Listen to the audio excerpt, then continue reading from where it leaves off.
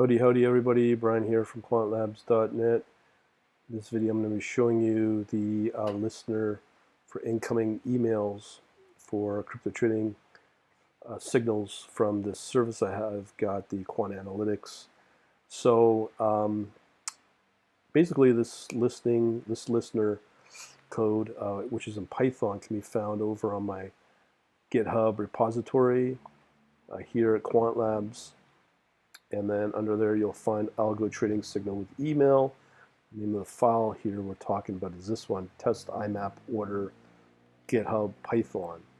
So that's what we're referring to. Again, this is in conjunction with this service, so sending out crypto trading signals. So you have a listener in Python which is delivered via email when you sign up to the service, and then from there it will dispatch all the orders based upon those signals. And if you want to know more about the framework that I use to build these custom trading bots, you can see refer to my Python course here, which is on infrastructure components for trading bots. Just visit quantlabs.net/Python. All right, so getting that out of the way, show you what this guy looks like. So basically, the current Quant Analytics service I'm using is going to send out a bunch of, obviously, positions times two, one for the position, sorry, one for the entry, one for the exit. Here from the historical, when the markets get really good, you may get up to 30 positions from what I've been testing, but it can get up to 69.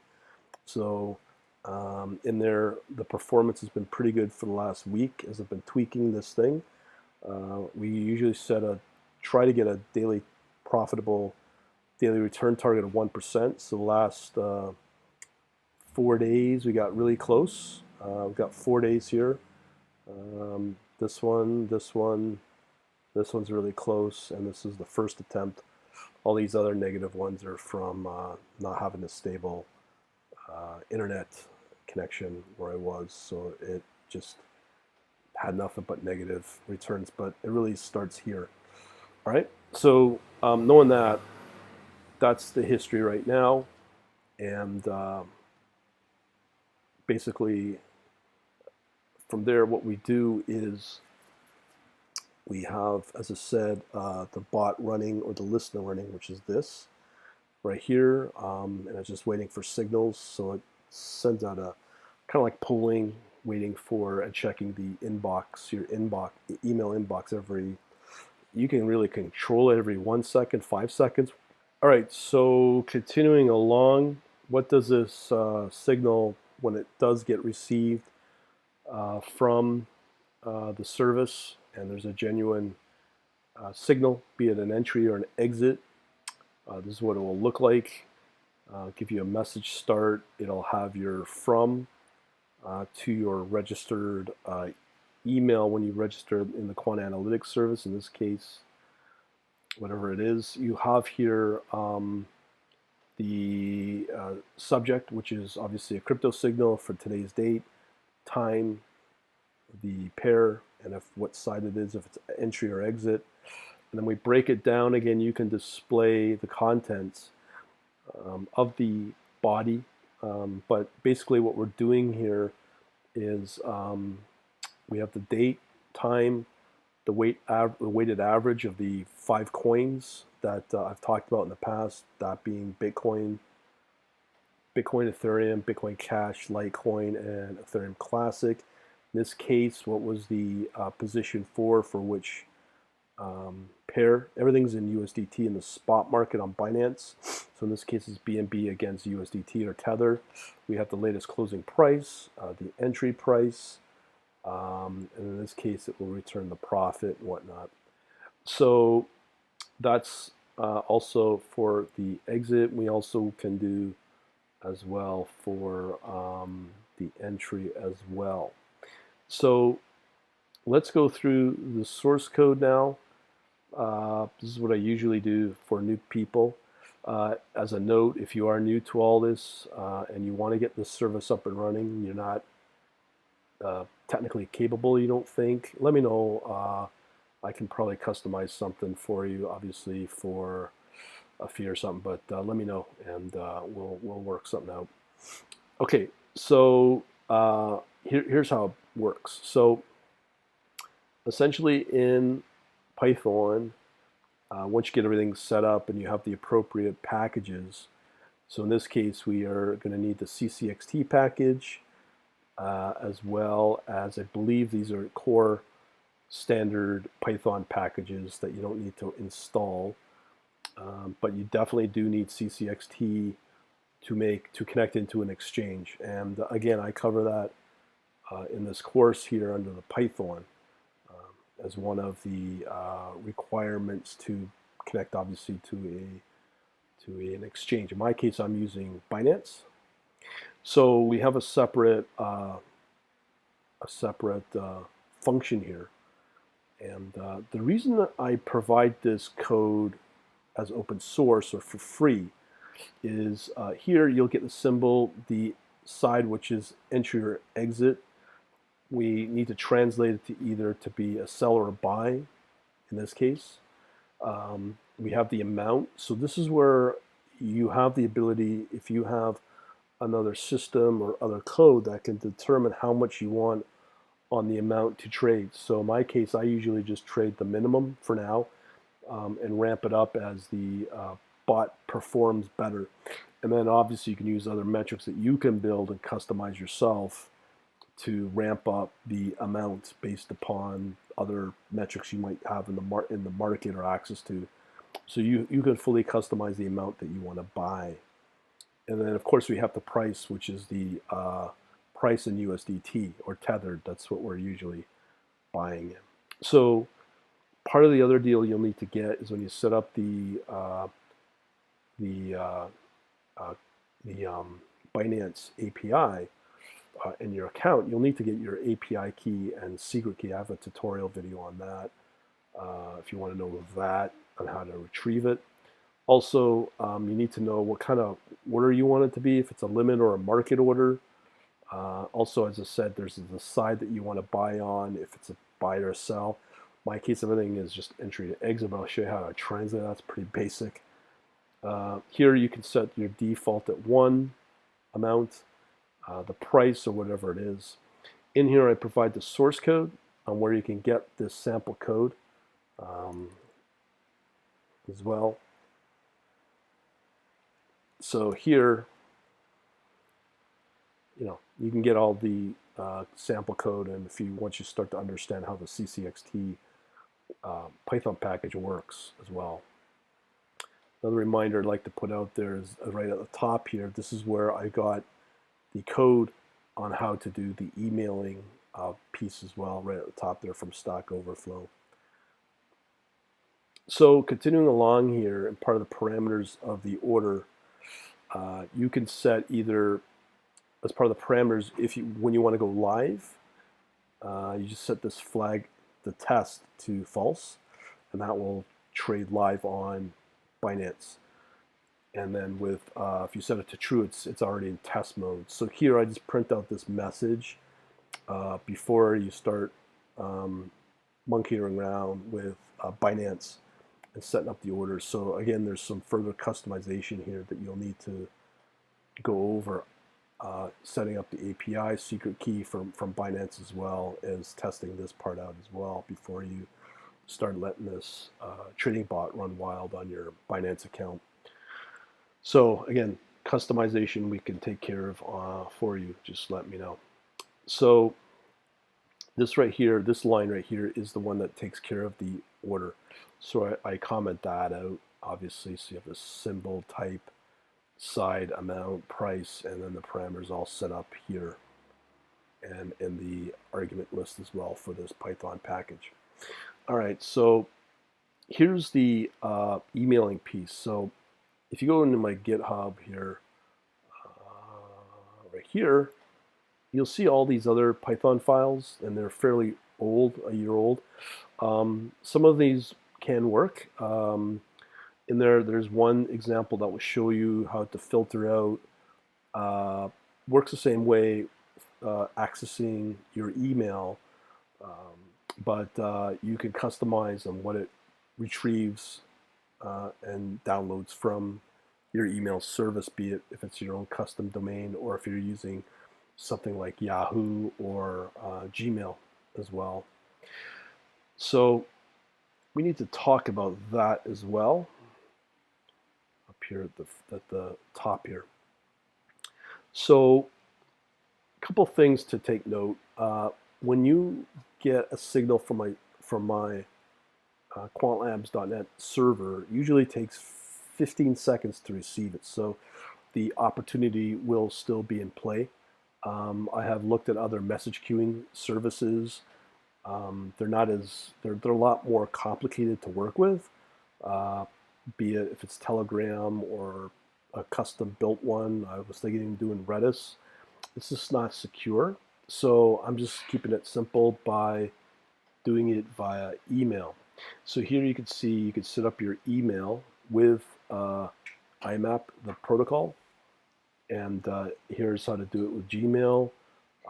You can do it with your own custom domain.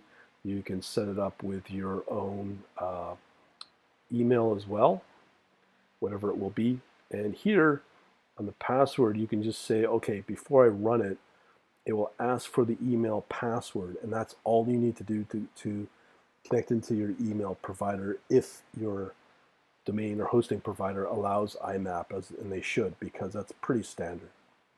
Okay, so that's the customization of email.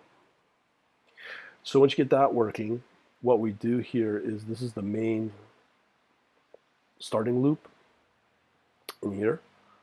So what we do is we just do an infinite loop, really. We are using IMAP library with these parameters. So 993 is standard port to connect to the email box from your provider. You can provide the user, which is usually your email, with a password that you set up. And then what it will do is it will go into that messaging of waiting for signals. Let's see what's going on in the latest here. So nothing new. So it's just waiting, and you can have control on how often you want to check that, where it'll go into sleep mode if it's 1 second, 5 seconds, and if you do it too many times, typically what will happen is you may overwhelm your inbox, and your provider, your domain provider, may cut you off because it may think that you're spamming. So you may have to find the right parameter to pull at to prevent it from thinking that the inbox is being,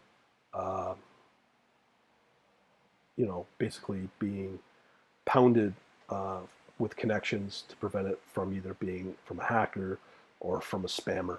So you have to be aware of what your hosting provider will allow. All right, so continuing along here, we make it real easy. So in here, when it starts up, it will go in to the inbox section of the IMAP. It will check using the parameter of unseen. Now, this is really important to understand. In the API here, I have a ClearMail script. So if you, let's say, for example, you decide to run this bot with the service, and then you terminate it, and you wait, I don't know, a couple hours before restarting it, or a couple of days, what will happen is, because it's looking for unseen messages, it will basically download all of the unseen messages that the service will continue to send to you.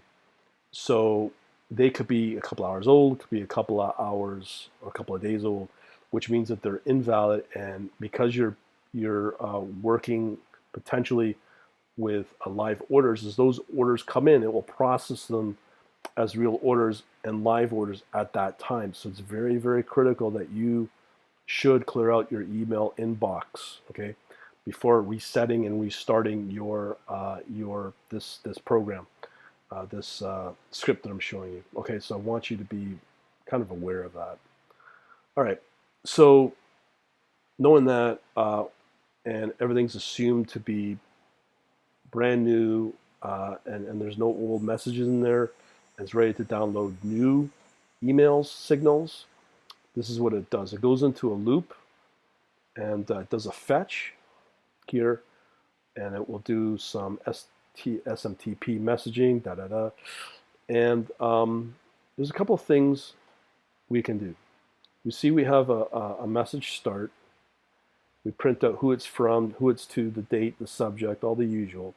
But this is really important. If, and I'm hoping you're only using this email inbox only for these email signals.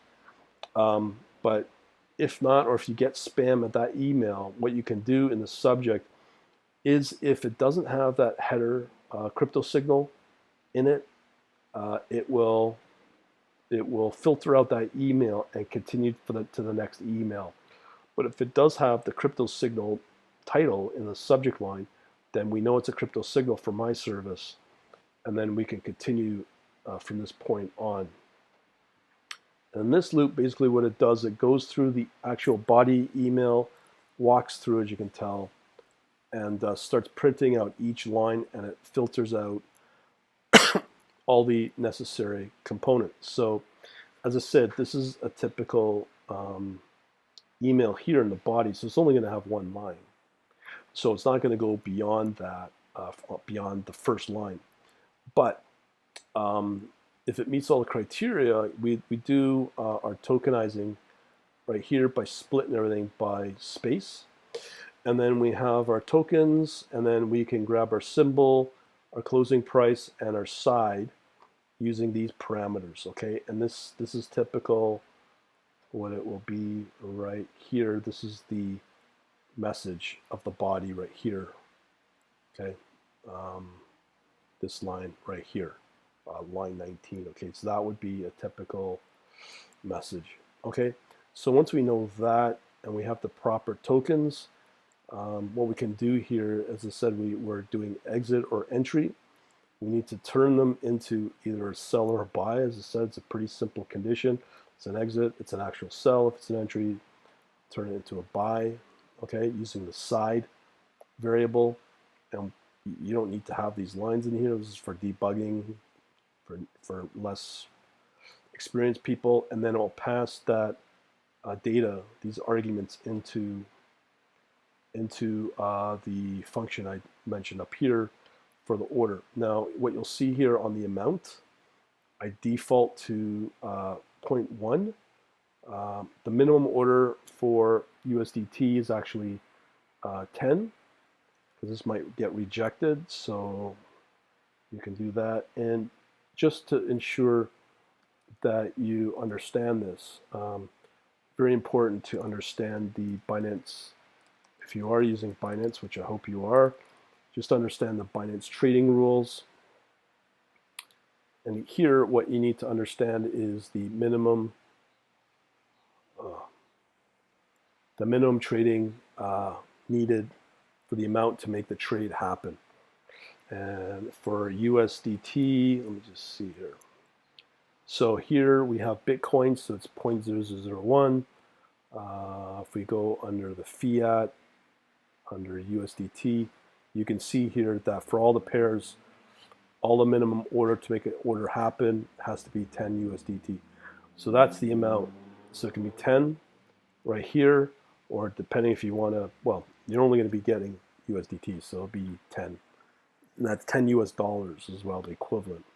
So that will make the order happen. And what will happen is when you get your API key working in Binance, you uncomment these two lines, and it will print out the order if it does take place or not.